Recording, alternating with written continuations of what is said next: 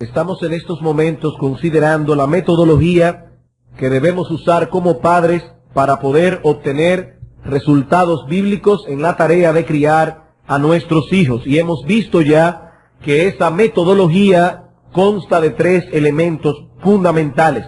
En primer lugar, debemos dar a nuestros hijos una instrucción religiosa cabal y concienzuda. En segundo lugar, debemos reforzar esa instrucción. Ya más adelante, si el Señor lo permite, vamos a ver en qué consiste ese refuerzo. Y finalmente debemos orar regularmente como padres por nuestros hijos. Desde hace unas semanas atrás, nosotros comenzamos a tratar con el primero de estos elementos, la instrucción religiosa. Y primeramente introdujimos el tema viendo la base bíblica para esta instrucción y los elementos que la componen. Y la semana pasada establecimos algunos principios generales que deben guiarnos al aplicar estas cosas en la vida de nuestros hijos. Por causa del tiempo, la semana pasada solo pudimos tocar 3 de estos principios generales. En primer lugar, vimos que es un deber de los padres proveer esa instrucción religiosa a sus hijos. Es un deber nuestro, no es un deber de la iglesia, no es un deber del Colegio Cristiano Logos, tampoco es un deber de los abuelos, tíos y demás familiares, sino que es un deber que Dios ha puesto sobre nuestros hombros como padres de criar a nuestros hijos en el temor de Dios. La iglesia, la escuela pueden sernos de una ayuda, pero recuerden que una cosa es una ayuda, otra cosa muy distinta es un sustituto. El segundo principio general es que los padres que deseen instruir a sus hijos en la piedad deben estar ellos mismos trabajando arduamente en su propia vida de piedad. Resumiendo toda la enseñanza del domingo pasado, podemos decir que no podemos hacer que nuestros hijos pongan su vista en las cosas de arriba cuando nuestros afectos están dirigidos a las cosas de este mundo. El tercer principio general es que debemos ser balanceados al presentar a nuestros hijos el gozo y la felicidad que produce la verdadera religión, sin perder de vista el temor y la reverencia que debemos a Dios. Debemos tener balance en la manera en que presentamos esta instrucción a nuestros hijos. Ellos deben vernos como seres balanceados y la imagen que transmitimos a ellos de Dios también debe ser balanceada. Nuestro Dios es digno de ser temido con temor reverente, pero también es un Padre bueno, amante, compasivo, y nuestros hijos deben recibir ambas cosas en esa instrucción religiosa. En la tarde de hoy, nosotros continuaremos examinando otros principios generales que los padres debemos tomar en consideración a la hora de impartir a nuestros hijos esa instrucción religiosa cabal y concienzuda de la que hemos estado hablando. Ya hemos visto 3. Veamos ahora el cuarto principio. Cuarto principio general que debemos aplicar a la hora de instruir a nuestros hijos. Aproveche las ocasiones que son propicias para esa instrucción. Cuarto principio, aproveche las ocasiones que son propicias para esa instrucción. Colosenses capítulo 4, versículo 5. Colosenses capítulo 4, versículo 5. Un texto muy breve, pero muy contundente. Dice el apóstol Pablo: andad sabiamente para con los de afuera, redimiendo el tiempo. El comentarista Hendrickson traduce este texto de la siguiente manera: conducíos sabiamente para con los de afuera, sacando el máximo provecho de la oportunidad. La palabra redimiendo el tiempo, redimiendo, es la misma palabra que se usa para hablar de esa obra redentora que nuestro Señor Jesucristo realizó en la cruz para salvarnos, para comprarnos para Él. Y la palabra tiempo que usa el apóstol Pablo aquí no se refiere al tiempo tal como lo cuenta un reloj, sino más bien a esas oportunidades que Dios nos da en su providencia. Por tanto, lo que el apóstol Pablo nos está diciendo es: aprovechad cada oportunidad.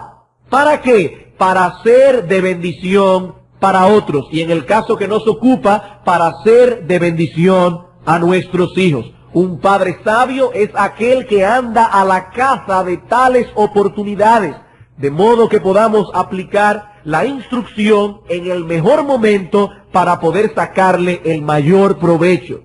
Hay oportunidades, hermanos, que Dios nos da como padres que son oportunidades únicas. Y todo padre sabio debe estar a la caza, con Z, de tales oportunidades para poder sacarle el mayor provecho a nuestra instrucción religiosa. Hay ciertas ocasiones en que nuestros hijos están en un estado de sensibilidad especial. Ciertos momentos de cordura que le entran a nuestros hijos. Y nosotros debemos aprovechar esos momentos.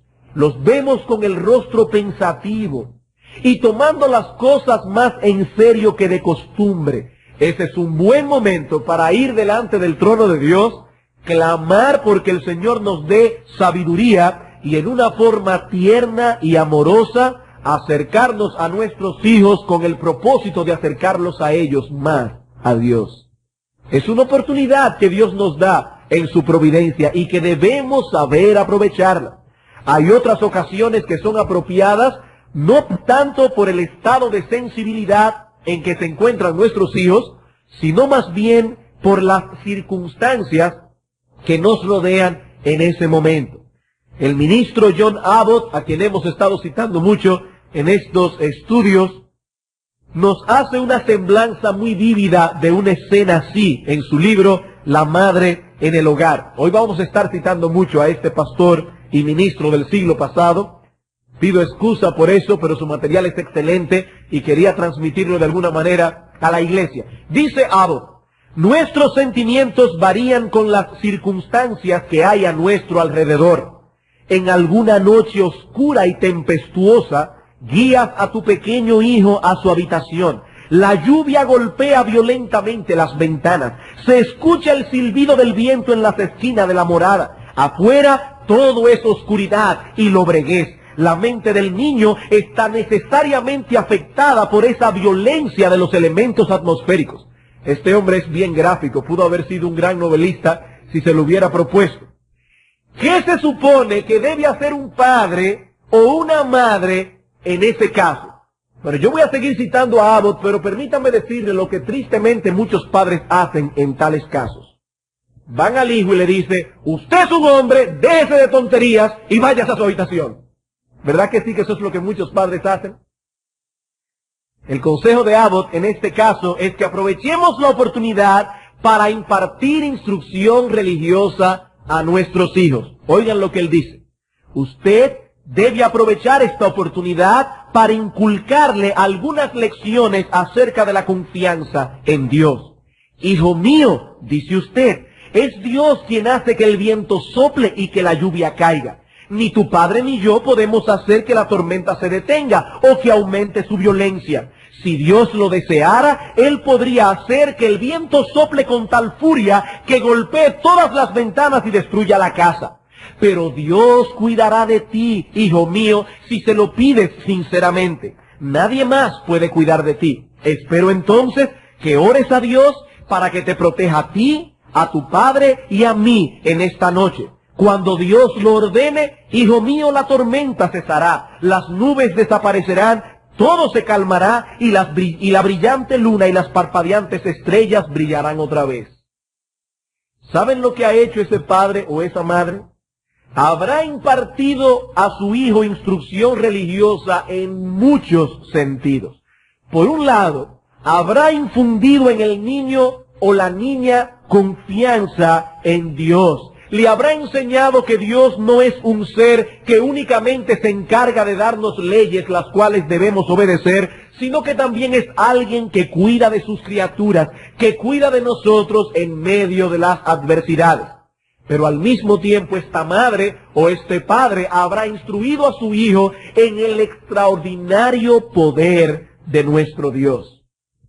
Usted puede enseñar verbalmente a su hijo en un momento dado que Dios es omnipotente.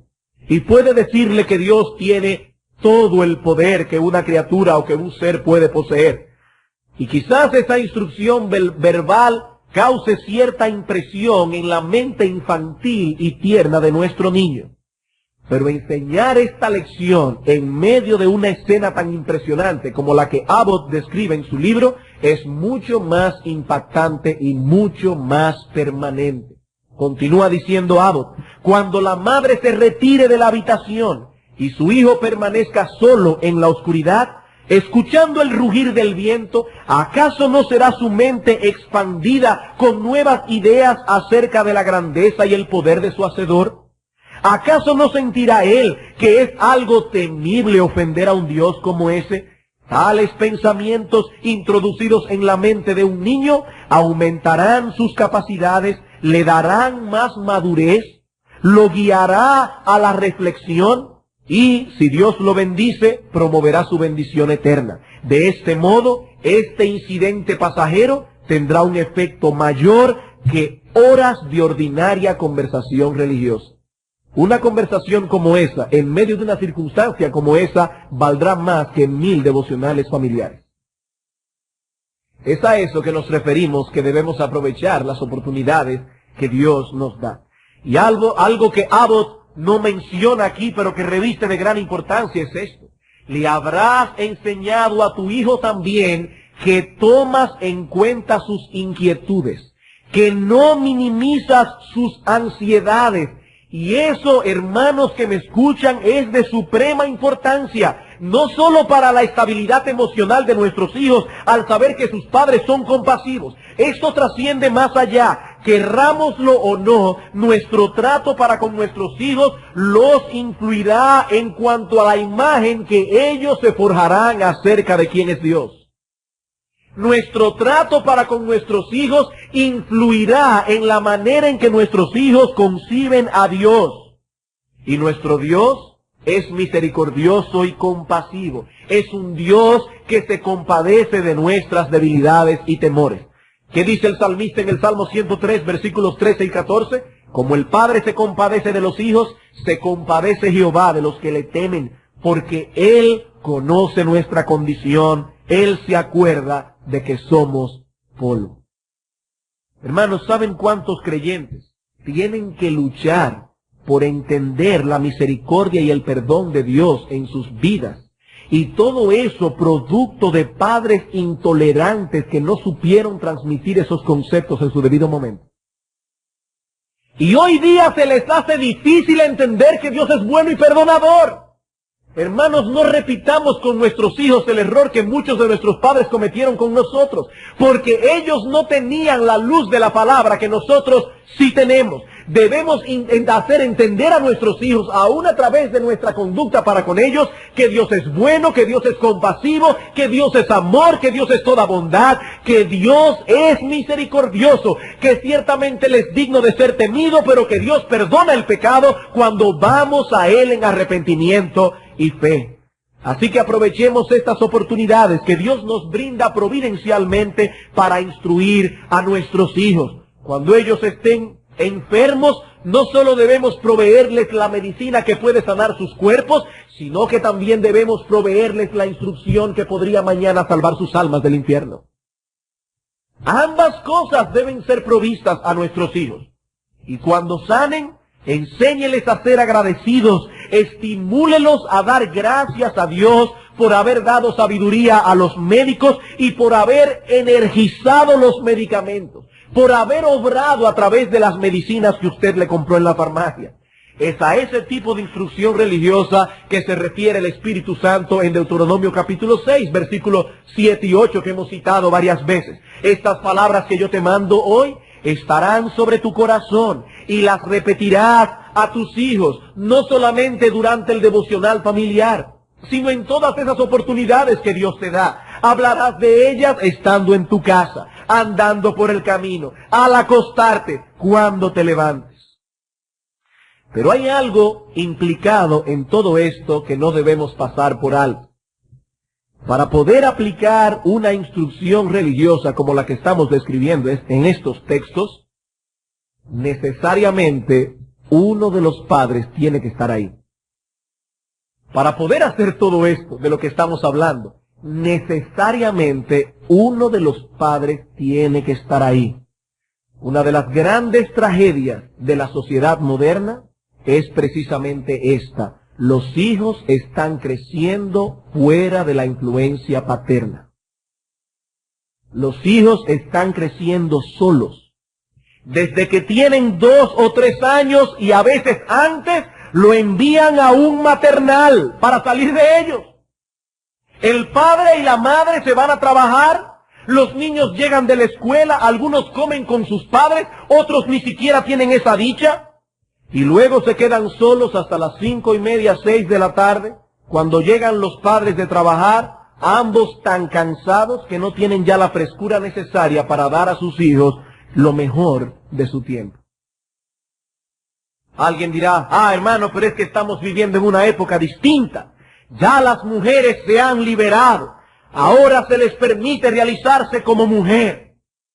Hermanos y hermanas, eso es un engaño, eso es una falsedad. Los hombres se realizan como hombres cuando cumplen el propósito para el cual Dios los creó. Y lo mismo podemos decir de la mujer. El hogar es una empresa que requiere de supervisión y de mucho talento para que funcione adecuadamente. Así que es un engaño y es una falsedad decir que las mujeres solo se realizarán saliendo a trabajar fuera del hogar. Detengámonos por un momento, detengámonos por un instante a pensar y veremos lo absurdo que es todo esto. Es absurdo. ¿Quién está a la larga moldeando el carácter de los niños hoy? Decimos con nuestros labios que ellos son lo más importante. Justificamos incluso el salir a trabajar supuestamente para que a ellos no les falte nada. Esa es nuestra justificación. Excepto que estamos haciendo todo eso a costa de dejar a nuestros hijos huérfanos. Y no solamente se puede hacer eso saliendo a trabajar. Usted puede estar en la casa y sus hijos son huérfanos como quieran que usted esté ahí, porque está ocupada haciendo un montón de cosas que no es cuidar a sus hijos. Hermanos, aquí no estamos hablando de que la mujer se quede en la casa, sino que se quede en la casa haciendo lo que tiene que hacer. Porque una mujer puede estar en la casa y no hacer lo que tiene que hacer. Estaba leyendo unas semanas atrás acerca de Jean-Jacques Rousseau. Tuvo 5 hijos y a los 5 los puso en un orfelinato tan pronto nacieron. Un hombre que supuestamente escribió el contrato social y que supuestamente amaba mucho a la humanidad.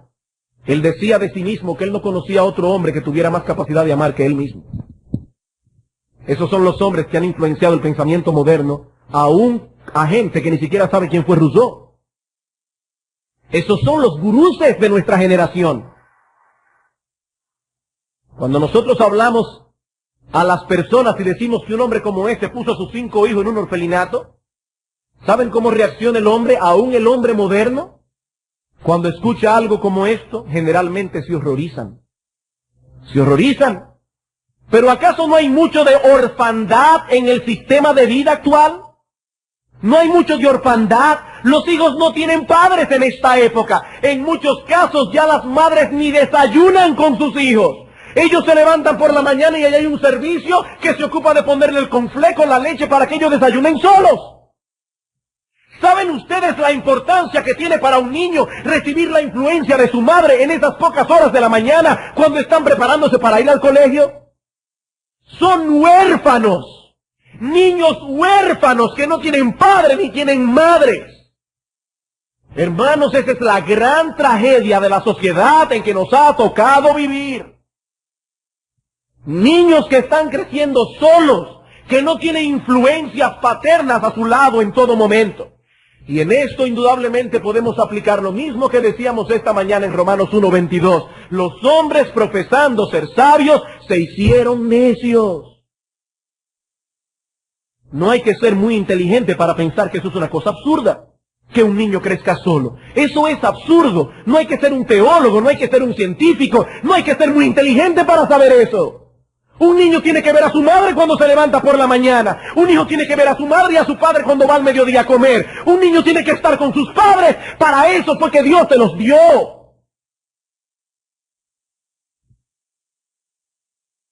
El sistema esclavista en que nosotros vivimos, porque es un sistema esclavista en muchos sentidos, nos está llevando a desobedecer principios que están claramente establecidos en la palabra de Dios. En ningún lugar de la Escritura Dios ha dicho que una mujer puede tener un montón de criadas para evadir su responsabilidad en el hogar. Eso no es bíblico. Eso no es bíblico. ¿Y cuál ha sido el resultado de todo esto? ¿Acaso es cierto que las mujeres hoy son más estables? ¿Acaso es cierto que las mujeres hoy son más realizadas? Pienso que no hay que ser muy agudo para ver cuál es realmente la situación actual de los matrimonios hoy día y de las familias. Producto de que los hombres, profesando ser sabios, se han hecho necios. Padres, para instruir a nuestros hijos y moldear su carácter, es necesario que aprovechemos las oportunidades que Dios nos brinda en su providencia, y para poder aprovechar esas oportunidades hay que estar ahí. Esto no se hace por control remoto. Esto no se hace llegando a las 5, a las 6 de la tarde para preguntarle a un servicio qué pasó con el niño. O levantarse a las 9 de la mañana y preguntarle a la criada qué se desayunó el niño. Hermanos, eso no se hace de esa manera. Dios no nos dio a nuestros hijos para eso. Por ello Dios asignó un papel muy definido al hombre y un papel muy definido a la mujer. Y ninguna sociedad del mundo puede funcionar adecuadamente cuando esos papeles son trastornados. ¿Cuál es el lugar que le corresponde a la mujer en todo esto? Una mujer feminista dirá hoy la denigrante tarea de quedarse en su casa. No, no, no. Dios les ha asignado la difícil y honrosa tarea de estar en su casa criando a sus hijos en el temor de Dios y de manteniendo las cosas en orden en su hogar. Tito capítulo 2.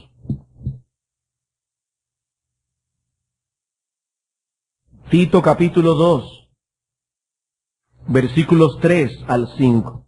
¿Cuál es el papel que Dios le ha asignado a la mujer?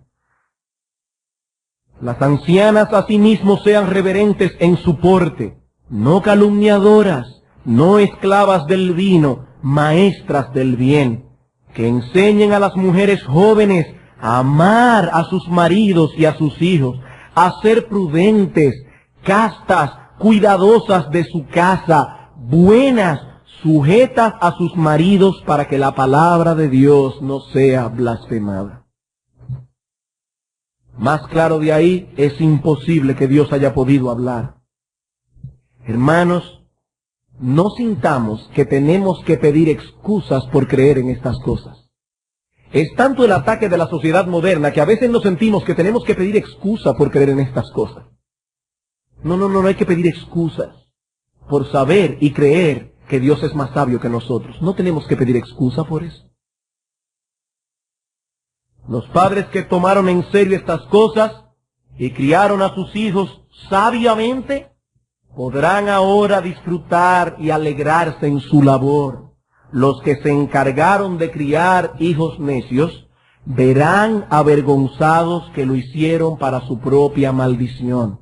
Hermanos, el tiempo hablará. Dejen que ellos sigan hablando. Dejen que los psicólogos sigan hablando. Dejen que las feministas sigan hablando. El tiempo hablará. Vayan a su casa cuando sus hijos sean adolescentes. Y entonces veremos. No tenemos que pedir excusa por creer que Dios es sabio. Eso es lo que Dios ha dicho. Y dice Job, ¿quién endureció contra él su corazón y le fue bien? Nadie. Segundo principio general. Evite introducir asuntos religiosos en momentos inapropiados. El anterior era, aproveche las ocasiones apropiadas. Ahora estamos diciendo lo contrario, el otro lado de la moneda.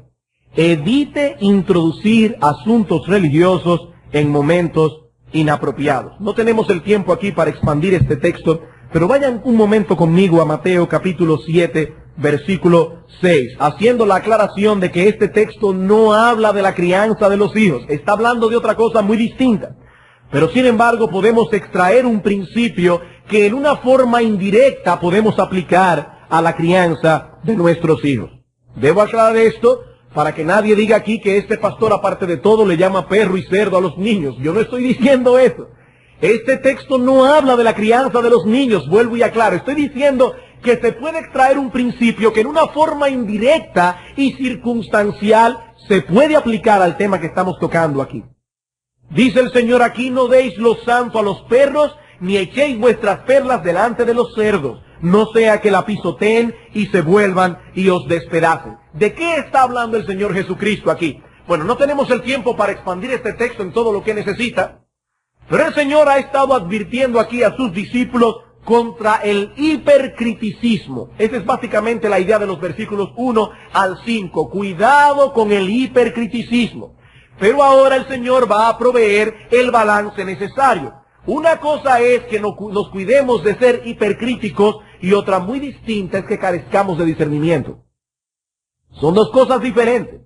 El Señor nos ha dado capacidad para juzgar personas y situaciones. De no ser así, no existiría la disciplina eclesiástica. De no ser así, no podríamos amonestarnos unos a otros. De hecho, este es el argumento que mucha gente usa cuando la amonestan, porque no quieren ser amonestados. No juzguéis.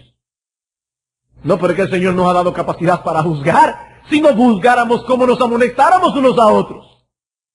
Hay personas a las que en ciertas circunstancias, es lo que el Señor está diciendo allí, en ciertas circunstancias lo mejor que podemos hacer es no predicarles la palabra. Vamos a suponer que usted se encuentra con un grupo de hombres bebiendo tragos. ¿Ese es el momento más apropiado para que usted vaya a predicarle la palabra de Dios? No, no es el momento más apropiado. Cuando el Señor Jesucristo fue llevado delante de Herodes, no le respondió ninguna de sus preguntas. Ninguna. ¿Saben por qué? Porque Herodes no tenía el menor interés por la verdad. Y en ese momento no estaba en disposición de escuchar. Ahora bien, ¿qué nos enseña esto en relación al tema que estamos tratando? Bueno, podemos extraer un principio y decir que hay ciertas circunstancias en que las instrucciones religiosas se vuelven infructíferas, aún en el caso de nuestros hijos. Por ejemplo, vamos a suponer que hay un problema entre tu hijo y otro de sus hermanitos, y que se han peleado, y que uno de ellos inclusive le dio un golpe a su hermano. Usted toma al transgresor, lo lleva a su habitación, y allí lo castiga por el pecado que ha cometido. ¿Qué debemos hacer posterior al castigo? Tal vez lo mejor en ese caso, si el niño vemos que está dolido y está inclusive molesto por lo que ha pasado, tal vez lo mejor es dejarlo solo por un instante para que pueda calmarse y reflexionar, y cuando sus emociones se hayan apaciguado, entonces podemos ir a él, a abrir las Escrituras y mostrarle la maldad que él ha cometido contra Dios, la maldad que él ha cometido contra su hermano, guiarlo a pedir perdón a Dios en oración y también arreglarse con la parte ofendida, es decir, con su hermanito. Lo mismo puede ser en el caso contrario, de una gran emoción placentera. Por ejemplo, supongamos que a nuestro hijo un tío rico le ha regalado una pista de carros, o su abuelo, o quien usted mismo se la regaló, una pista de carritos. Y su niño está sumamente entretenido. Para los que son varones y recuerdan su niñez, saben lo que es una pista de carros para un niño. Eso es una cosa, eso es como ir, no sé, un viaje alrededor del mundo o algo similar, un crucero. El niño está bien entretenido jugando con la pista de carros. ¿Usted cree que ese es el mejor momento para hablarle de los pasajeros que son los placeres de este mundo?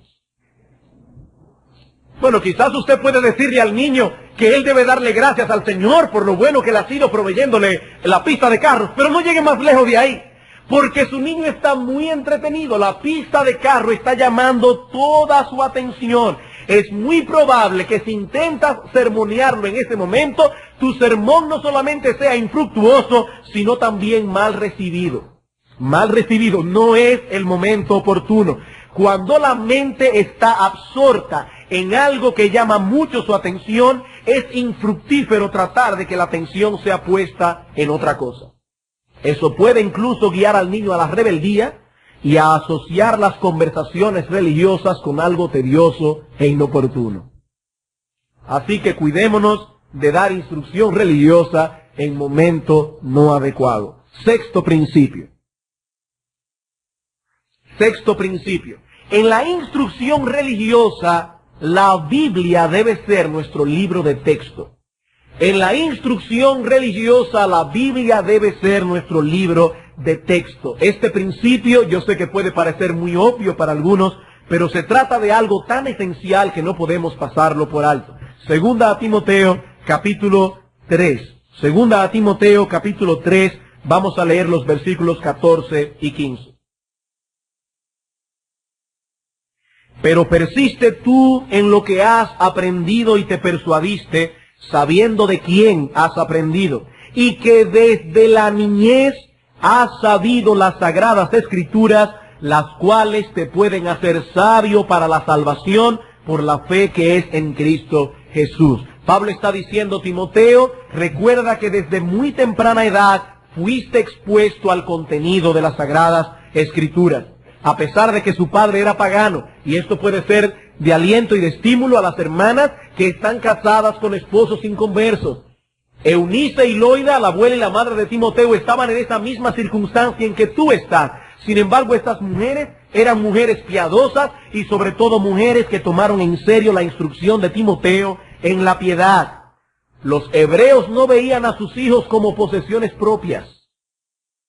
Y ese es un concepto equivocado que nosotros los occidentales tenemos. Son nuestros hijos. No, son hijos de Dios. No en el sentido de que son salvos, pero sí en el sentido de que esos niños son criaturas de Dios y en el sentido de que Dios nos los ha puesto a nuestro cuidado para que lo criemos o los criemos para Él.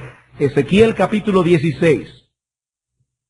Ezequiel capítulo 16. Este texto es bien fuerte. Dios está aquí amonestando severamente al pueblo de Israel y revelándoles la razón de por qué Dios arrojaría su ira sobre este pueblo. Y una de las razones tiene que ver con esto que estamos hablando hoy aquí. Ezequiel 16:20 dice, además de esto, tomaste tus hijos y tus hijas que habías dado a luz para mí y los sacrificaste a ellas para que fuesen consumidos, es decir, a ellas es a los ídolos. ¿Eran poca cosa tus fornicaciones?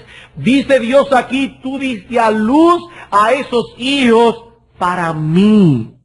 Para mí. Esos niños Dios nos los ha dado para que los criemos para Él. Tanto Loida como Eunice, la abuela y la madre de Timoteo respectivamente, habían tomado en serio esta responsabilidad desde que Timoteo era un bebé. Noten que el apóstol Pablo dice desde la niñez, y literalmente el texto griego dice desde la infancia. Desde que Timoteo era un bebito, Loida y Eunice se encargaron de criarlo en el temor de Dios. ¿Saben qué significa eso? Abuelos y abuelas que están en medio nuestro, eso significa que Eunice no era una abuela apoyadora. Significa que era una mujer que estaba sustentando la crianza que Loida le estaba dando a sus hijos. Y cuando Loida se llevaba a Timoteo aparte y le pegaba, Eunice no venía y se llevaba a Timoteo y le decía, ¿cómo tú te atreves a darle a una criatura tan inocente? Y no, Eunice no era una abuela apoyadora. Esta mujer también estaba de acuerdo con lo que Loida estaba haciendo con Timoteo y por eso Timoteo llegó a ser quien fue. Si alguno desea hacer un estudio bien amplio de los principios y de los métodos que los judíos utilizaban para criar a sus hijos, recomiendo fervientemente el comentario de Segunda a Timoteo escrito por William Hendrickson acerca de ese texto. Él expande cosas que yo no puedo expandir aquí, pero usted puede hacer un estudio personal. Y son principios que lo van a ayudar mucho. El centro de esta instrucción religiosa que los judíos daban a sus hijos era el temor de Jehová.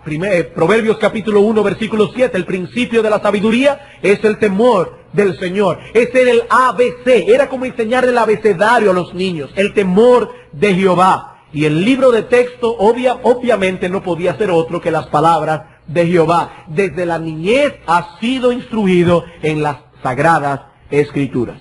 ¿Qué quiere decir todo esto? Esto quiere decir, hermanos, que no son nuestros criterios personales los que hemos de inculcar a nuestros hijos desde pequeños, sino los criterios de Dios.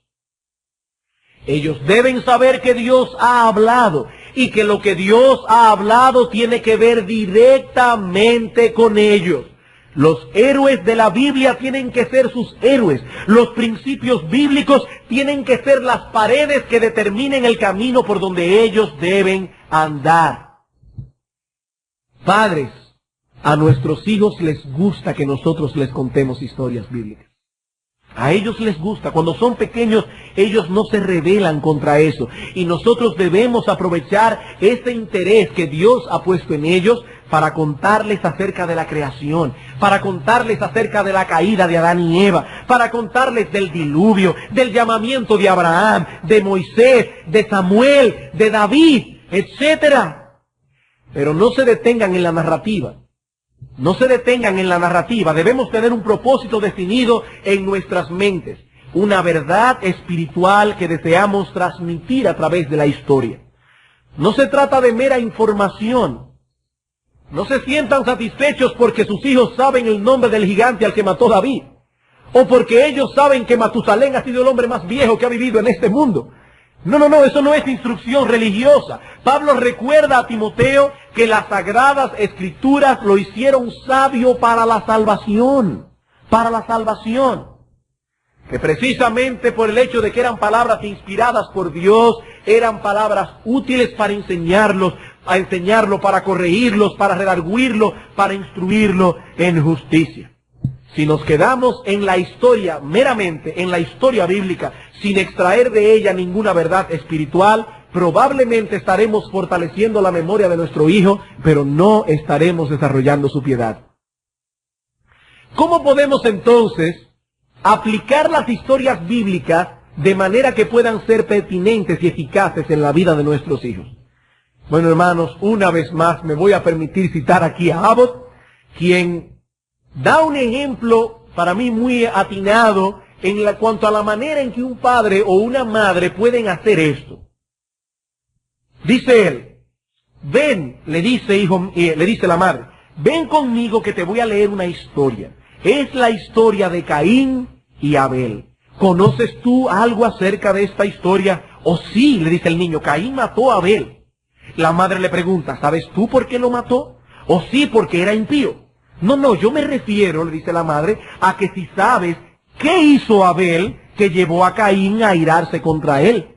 ¿Has visto alguna vez a una persona airarse? ¿Has estado tú airado alguna vez? Oh sí, mami. Y yo supongo que hubo alguna causa para ello, le dice la mamá. Ahora te voy a contar la historia, a ver si puedes descubrir qué fue lo que hizo que Caín se airara. Ella abre la escritura y lee que Caín trajo del fruto de la tierra una ofrenda para el Señor. ¿Sabes tú lo que es el fruto de la tierra? No, mami. Significa cualquier cosa que crece de la tierra. Caín era un granjero. Él plantaba semillas y reunía los frutos que crecían de ellas. Y de esos frutos trajo una ofrenda a Dios. Ella sigue leyendo. Y Abel trajo de los primogénitos de sus rebaños. ¿Sabes lo que eso significa? El niño duda, la madre sigue. Abel no cultivaba el fruto de la tierra como Caín. Él tenía un gran rebaño de ovejas y cabras, y de lo mejor que tenía le trajo una ofrenda al Señor. Como puedes ver, Caín y Abel hicieron casi exactamente lo mismo. Pero nota que Dios no solo toma en cuenta lo que nosotros hacemos, sino también cómo nos sentimos mientras lo hacemos. Si yo te pido que vayas a cerrar la puerta mientras estás ocupado haciendo algo, y tú vas inmediatamente, pero vas malhumorado, eso no fue agradable a Dios. ¿Alguna vez te has sentido malhumorado cuando yo te pido que hagas algo que tú no deseas hacer? El niño responde, sí, algunas veces. Yo supongo, le dice la madre, que Caín no se sintió agradado cuando trajo su ofrenda a Dios y Dios no se agradó de él. Pero a Dios sí le agradó la ofrenda de Abel y la aceptó. ¿Piensas tú que a Caín le gustó esto? No, exactamente a él no le gustó. Él estaba bien enojado. Y es bueno notar que no solo se enojó contra Dios, sino también contra su hermano, el cual no había hecho nada malo. Eso mismo pasa con todos nosotros. Si tú haces algo mal y tu hermanita lo hizo bien y yo te reprendo a ti pero alabo a tu hermana, tú eres tentado a sentir ira contra ella solo por el hecho de que ella ha sido tan feliz cumpliendo con su deber. ¡Cuán pecaminoso es ese sentimiento! Caín, sin embargo, tuvo ese sentimiento y los niños pequeños lo tienen muy a menudo. Esto se manifiesta de diferentes maneras. Como Caín era un hombre fuerte, pudo levantarse contra su hermano en el campo y matarlo. Pero los niños pequeños, como son débiles y son chiquitos, solo pueden golpearse unos a otros o hablarse ásperamente. Ahora bien, Dios se desagrada con nosotros cuando tenemos esos sentimientos, ya sea que los mostremos a través de palabras ásperas o por medio de la violencia. Hay un versículo particular de la Biblia que nos muestra esto. ¿Te gustaría que lo buscara? ¿Oh sí, mami? Aquí está, Mateo 5:22, donde nuestro Señor dice que si alguno se enoja contra su hermano, ustedes conocen el texto. ¿Notan ustedes qué es lo que el autor está tratando de mostrar aquí? Eso es instrucción religiosa, llevada directamente a la conciencia del niño. No es una simple historia bíblica que esta madre está contando aquí. Esta madre está afectando la conciencia de su niño. Yo sé que ha sido una cita un poco larga, pero la traigo a colación porque pienso que puede ser muy instructiva para los padres, sobre todo para algunos que son más nuevos en la fe. Ese es el tipo de instrucción que debemos dar a nuestros hijos. Pero no solo a través de historias bíblicas. Debemos acostumbrar a usar los principios bíblicos en todas las cosas, de modo que podamos mostrar a nuestros hijos que ellos perciban claramente el lugar que ocupa las Escrituras en nuestras vidas, cuando tomamos decisiones, cuando decidimos hacer esto en vez de aquellos, o aún cuando los corregimos, cuando los vamos a disciplinar. Padres, ¿por qué disciplinamos a nuestros hijos? Ellos deben percibir que no los estamos disciplinando porque nos desagradó lo que ellos hicieron. No los estamos disciplinando porque nos molestó lo que ellos hicieron. Los estamos corrigiendo porque ellos han cometido una falta que la Escritura señala como tal. Por ejemplo, y este ejemplo lo hemos puesto en otras ocasiones, usted le prohíbe a su hijo que juegue con una pelota dentro de la casa. El niño desobedece la instrucción, se pone a jugar con una pelota dentro de la casa y rompe un jarrón carísimo que le regalaron a usted de boda, que le trajeron de no sé dónde, un jarrón caro, que aquí usted no lo va a conseguir. ¿Por qué usted va a castigar a su hijo? ¿Por lo caro que era el jarrón o por la desobediencia que el niño cometió? Si usted va al niño y le dice, pero ¿cómo tú pudiste haber roto eso? Tú sabes lo que costó ese jarrón.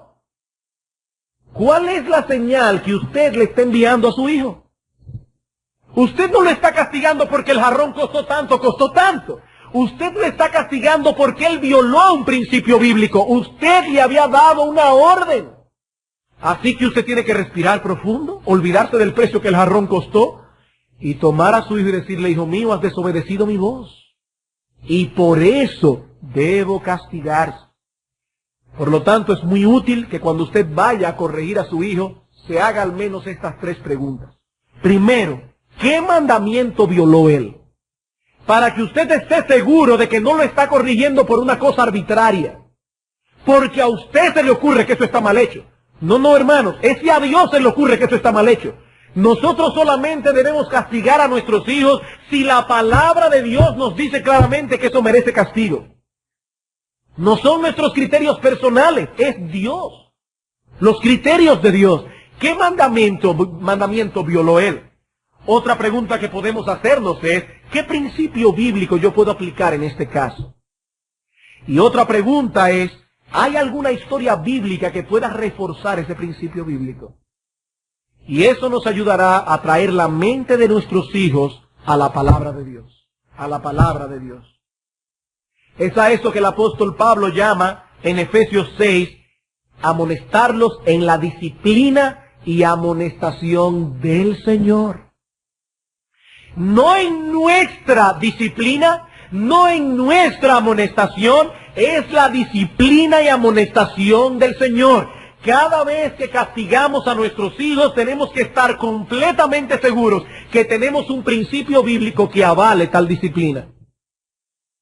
para estar seguros de que nuestra casa se está rigiendo por los principios de Dios. Noten cómo Pablo lo hace en Efesios capítulo 6, versículos 1 al 3. Dice: hijos, obedeced en todo a vuestros padres, porque eso es justo. Honra a tu padre y a tu madre, que es el primer mandamiento con promesa. El apóstol Pablo no dice allí: hijos, obedeced en todo a vuestros padres, porque ustedes saben las malas noches que ellos pasan por criarnos. Eso no es lo que dice el apóstol Pablo allí. Eso no es un argumento bíblico. Hijos, obedeced a vuestros padres porque yo se los mando. No, hijos, obedeced a vuestros padres porque Dios lo manda en su divina ley. Honra a tu padre y a tu madre, que es el primer mandamiento con promesa. Eso es disciplina y amonestación del Señor. Por otro lado, debo hacer aquí una aclaración para que no nos vayamos ahora a otro extremo. Cuando hablamos de poner paredes bíblicas en nuestra casa y de traer constantemente los principios bíblicos, no estamos diciendo que cada vez que vamos a hablar con nuestros hijos tenemos que abrir la Biblia y decirle: vas a montar bicicleta, siéntate un momento ahí, un sermón de media hora. No, hermanos, no es de eso que estamos hablando. No podemos convertirnos en padres sermoneadores. Noten que Deuteronomio capítulo 6, versículo 4 al 5 dice: estas palabras que yo te mando hoy estarán sobre tu corazón. Es decir, los principios bíblicos han moldeado el carácter de ese padre, de tal manera que sin tener que abrir la escritura constantemente, la guianza y la dirección que ese padre da es bíblica. Esa es la idea. Esa es la idea. Bien, hermanos, no tenemos más tiempo para continuar y providencialmente tendremos que esperar unos domingos para retomar esta serie, por lo que ustedes oyeron al principio que se avisó aquí. Pero ya se han enumerado 6 principios muy importantes que debemos tomar en cuenta. En primer lugar, que es un deber de los padres proveer instrucción religiosa a sus hijos. En segundo lugar, que los padres deben esforzarse ellos mismos por su propia piedad. Tercero, que debemos ser balanceados en esa instrucción. Cuarto, que debemos aprovechar las ocasiones que son propicias. Quinto, debemos evitar las ocasiones que no son propicias. Y sexto, la Biblia debe ser nuestro libro de texto. Aún faltan algunos principios, pero aquí ya hay bastante para comenzar. Si no somos fieles en lo poco, tampoco podremos serlo en lo mucho. Así que lo más que podemos hacer después de haber dicho todo esto es que el Señor nos ayude a ser fieles en estas cosas y recordando una vez más que se trata del alma de nuestros hijos y de sus destinos eternos. Y que esto sea algo que nos impulse a poder aplicar estas cosas con diligencia. Vamos a orar.